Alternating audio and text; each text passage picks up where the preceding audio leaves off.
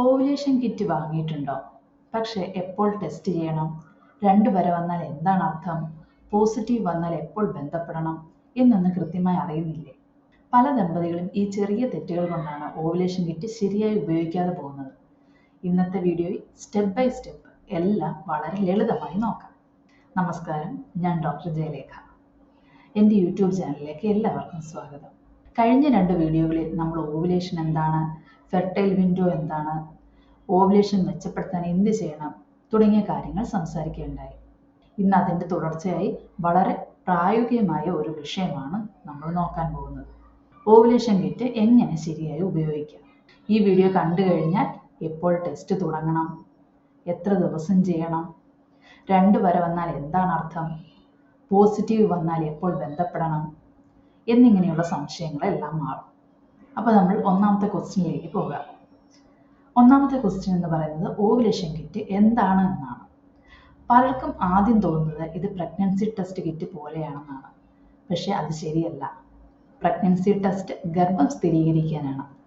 Ovulation kit എന്നാൽ ശരീരത്തിൻ്റെ LH, അതായത് ലൂട്ടിനൈസിങ് ഹോർമോൺ ഉയരുന്ന സമയം കണ്ടെത്താനാണ്.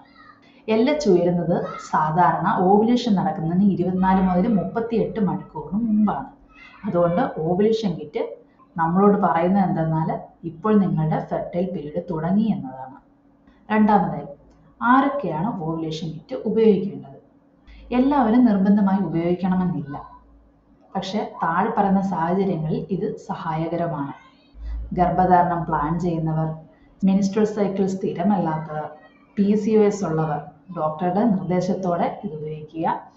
ഫെർട്ടൈൽ വിൻഡോ കൂടുതൽ കൃത്യമായി അറിയാൻ ആഗ്രഹിക്കുന്നവർ, ഇവർക്കൊക്കെ തന്നെ ഇത് യൂസ് ചെയ്തു പോകാവുന്നതാണ്. മൂന്നാമതായി, എപ്പോൾ ടെസ്റ്റ് തുടങ്ങണം? ഇതാണ് ഏറ്റവും കൂടുതൽ തെറ്റ് സംഭവിക്കുന്ന ഭാഗം. 28 ദിവസത്തെ സൈക്കിൾ ആണെങ്കിൽ സാധാരണ 11ാമത്തെ ദിവസം മുതൽ ടെസ്റ്റ് തുടങ്ങാം. 30 ദിവസത്തെ സൈക്കിൾ ആണെങ്കിൽ 13ാമത്തെ ദിവസം നമുക്ക് ടെസ്റ്റ് തുടങ്ങാം. സൈക്കിൾ നീളുന്നതിനനുസരിച്ച് ദിവസവും മാറും. എല്ലാവർക്കും ഡേ 14 ആണ് ഓവുലേഷൻ എന്ന് നമുക്ക് പറയാൻ പറ്റില്ല. അടുത്തതായി, ദിവസത്തെ ഏത് സമയത്താണ് ടെസ്റ്റ് ചെയ്യേണ്ടത് എന്നാണ്. മോർണിംഗിൽ ഫസ്റ്റ് യൂറിൻ നമുക്ക് വേണ്ട. അത് പ്രഗ്നൻസി ടെസ്റ്റിന് വേണ്ടിയിട്ടാണ് അങ്ങനെ നമ്മൾ യൂസ് ചെയ്യാറുള്ളത്. ഓവുലേഷൻ കിറ്റ് സാധാരണ ഉച്ചയ്ക്കോ അല്ലെങ്കിൽ വൈകുന്നേരമോ ചെയ്യുന്നതാണ് നല്ലത്. ടെസ്റ്റ് ചെയ്യുന്നതിന് 2 മണിക്കൂർ മുമ്പ് വളരെയധികം വെള്ളം കുടിക്കാതിരിക്കുക. കാരണം മൂത്രം വളരെ ഡൈലൂട്ടായ റിസൾട്ട് മാറും. ഇനി നമുക്ക് നോക്കേണ്ടത് സ്റ്റെപ്പ് ബൈ സ്റ്റെപ്പായിട്ട് ഇതെങ്ങനെ ചെയ്യാം എന്നുള്ളതാണ്. കിറ്റ് തുറക്കുക, സ്ട്രിപ്പ് എടുക്കുക, നിർദ്ദേശിച്ച ഭാഗം വരെ യൂറിനിൽ മുക്കുക. ഫ്ലാറ്റായി വെച്ച് നോക്കുക. നമ്മൾ 5 മിനിറ്റ് ഇതിന് വേണ്ടിയിട്ട് കാത്തിരിക്കുക.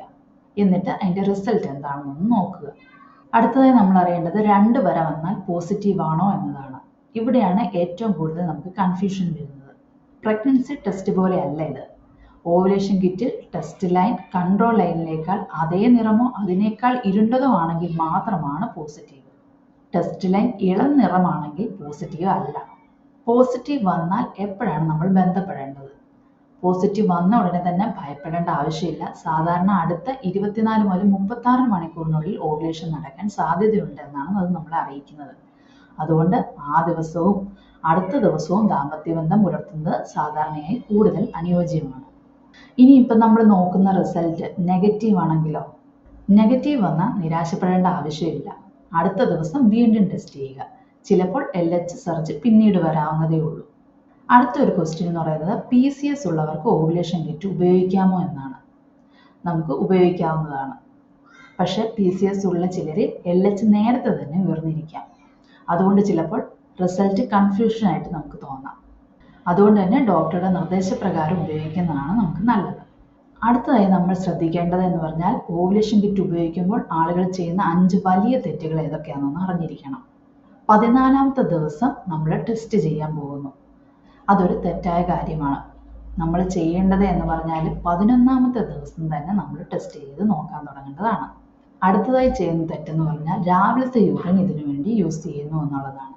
അത് യൂസ് ചെയ്യാതിരിക്കാൻ ഞാൻ ഓൾറെഡി പറഞ്ഞു കഴിഞ്ഞു. ഉച്ചയ്ക്കോ അല്ല വൈകുന്നേരമോ ഉള്ള യൂറിനാണ് നമ്മൾ യൂസ് ചെയ്യേണ്ടത്. മൂന്നാമത്തെ മിസ്റ്റേക്ക് എന്ന് പറയുന്നത് ടെസ്റ്റ് ലൈൻ ഇളം നിറമായിട്ടും പോസിറ്റീവ് ആണെന്ന് കരുതുക എന്നുള്ളത്. അതും ഞാനിവിടെ സൂചിപ്പിക്കുകയുണ്ടായി. അവിടെ എന്തൊക്കെ ശ്രദ്ധിക്കണം എന്നുള്ളത്. ഇളം ലൈൻ വന്നിട്ടുണ്ടെങ്കിൽ നമ്മൾ നെഗറ്റീവായിട്ട് തന്നെയാണ് അത് കണക്കാക്കേണ്ടത്. നാലാമത്തെ തെറ്റെന്ന് പറയുന്നത് പോസിറ്റീവ് വന്ന ദിവസം മാത്രം ബന്ധപ്പെടാൻ നോക്കുക എന്നുള്ളത്. അങ്ങനെയല്ല അത് ചെയ്യേണ്ടത്. ആ ഒരു ദിവസവും ബന്ധപ്പെടുക, അതിനോടനുബന്ധിച്ചുള്ള ദിവസങ്ങളിലും ബന്ധപ്പെടാൻ ശ്രമിക്കുക. അടുത്തൊരു വലിയ തെറ്റ് എന്ന് പറയുന്നത് ശരീരത്തിൽ വരുന്ന ലക്ഷണങ്ങളൊന്നും വകവെക്കാതെ കിറ്റിനെ മാത്രം ആശ്രയിച്ച് ഓവുലേഷൻ കണ്ടുപിടിക്കുക എന്നുള്ളത് ഏറ്റവും വലിയൊരു മിസ്റ്റേക്ക് തന്നെയാണ്. കിറ്റ് ഉപയോഗിക്കുന്നതിനോടൊപ്പം തന്നെ ഓവുലേഷൻ സമയത്ത് നമ്മുടെ ശരീരം കാണിക്കുന്ന ലക്ഷണങ്ങൾ എന്താണോ അതിനെ കൂടെ നമ്മൾ കണക്കിലെടുത്ത് വേണം ഓവുലേഷൻ ഡേറ്റ് നമ്മൾ കണ്ടുപിടിക്കാൻ വേണ്ടിയിട്ട്. ഓക്കെ, അപ്പോൾ ഓവുലേഷൻ കിറ്റ് നമുക്ക് വളരെ നല്ലൊരു സഹായിയാണ്. പക്ഷെ അതൊരു ഗൈഡ് മാത്രമാണ്, പ്രഗ്നൻസി ഉറപ്പാക്കുന്ന ഉപകരണമല്ല. അതുകൊണ്ട് ശരിയായ ദിവസത്തിൽ ശരിയായ രീതിയിൽ ഉപയോഗിക്കുമ്പോഴാണ് അതിൻ്റെ പ്രയോജനം നമുക്ക് ലഭിക്കുന്നത്. ഈ വീഡിയോ നിങ്ങൾക്ക് ഉപകാരപ്പെട്ടെങ്കിൽ ലൈക്ക് ചെയ്യൂ. ഗർഭധാരണം ആഗ്രഹിക്കുന്ന ദമ്പതികൾക്ക് ഈ വീഡിയോ തീർച്ചയായും ഷെയർ ചെയ്യൂ. ഇതുപോലുള്ള പ്രഗ്നൻസി പ്ലാനിംഗ്, ഓവുലേഷൻ, ഫെർട്ടിലിറ്റി, ഗർഭസംസ്കാരം, ആയുർവേദ എന്നിവയെക്കുറിച്ചുള്ള കൂടുതൽ വീഡിയോകൾക്കായി എൻ്റെ യൂട്യൂബ് ചാനൽ സബ്സ്ക്രൈബ് ചെയ്ത് ബെൽ ബട്ടൺ അമർത്തൂ. ഞാൻ ഡോക്ടർ ജയലേഖ. അടുത്ത വീഡിയോയിൽ വീണ്ടും കാണാം. അടുത്ത വീഡിയോയിൽ നമുക്ക് മറ്റൊരു പ്രധാന വിഷയത്തെക്കുറിച്ച് സംസാരിക്കാം. ഗർഭധാരണം പ്ലാൻ ചെയ്യുന്ന ദമ്പതികൾ ചെയ്യുന്ന 10 സാധാരണ തെറ്റുകൾ. ഇതറിയുന്നത് പലർക്കും അനാവശ്യമായിട്ടുള്ള വൈകിക്കൽ ഒഴിവാക്കാൻ സഹായിക്കും. അപ്പോൾ നമുക്ക് അടുത്ത വീഡിയോയിൽ കാണാം.